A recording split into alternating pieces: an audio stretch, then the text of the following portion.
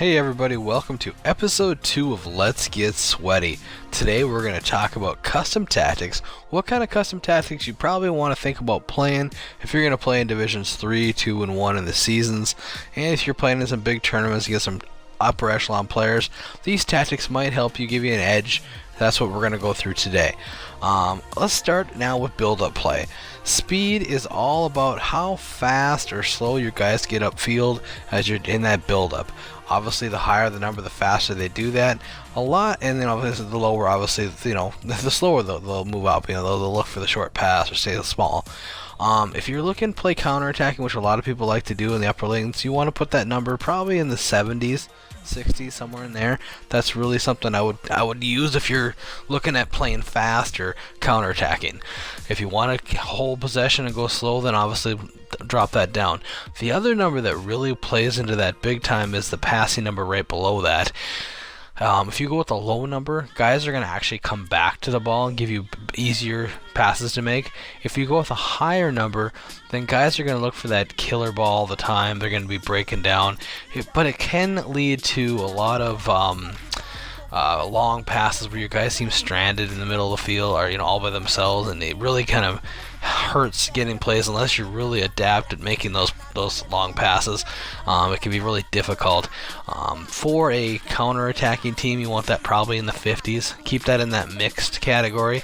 Freeform or organized, I always like to keep it at organized here, simply because in the build-up play, if you turn the ball over, if you're freeform, sometimes your center backs or even your left and right backs will be out of line. You'll be in a lot of trouble. So I try to keep that organized. I think that's just the best way to go. Chance creation, passing. This is all about the final third, this chance creation area here. With the passing, if you have a really high number, then when you get near the box, guys are going to look for those darting runs into the box. I like to keep that number kind of in the mid-range, somewhere between 40 and 60, because I really like to focus on crossing and shooting. I think these are the stronger of the two and more successful of the two. Crossing, I always have it at 72. I don't know, it's just a number I really like. As you get towards the final third, guys will look for that cross just in case it's there. And the shooting, 61. Guys will look to get open and look for shots around the box. Those are the numbers I like to use. Positioning, I like to go freeform here because in that final third, you want guys to feel like they can get open and find some space. It's really important. Positioning, like I said, like this we're talking about is the freeform. Is the organized, they stay a little bit more true to their positions, but I just think the freeform is probably a little better.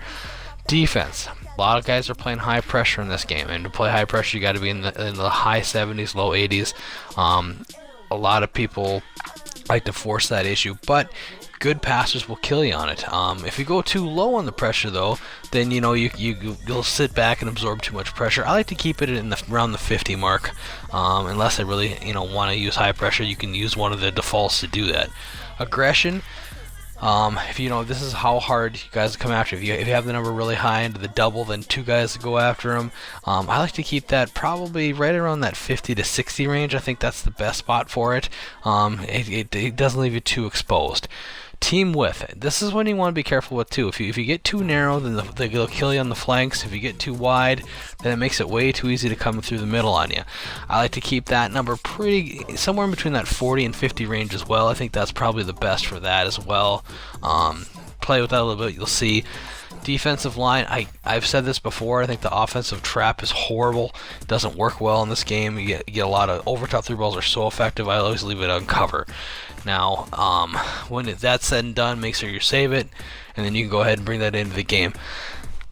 Play with these numbers a little bit. I meant this to be a rough guide in what to do and how to play the little sweaty and be able to play with some of the upper echelon people. Hopefully that helped you out.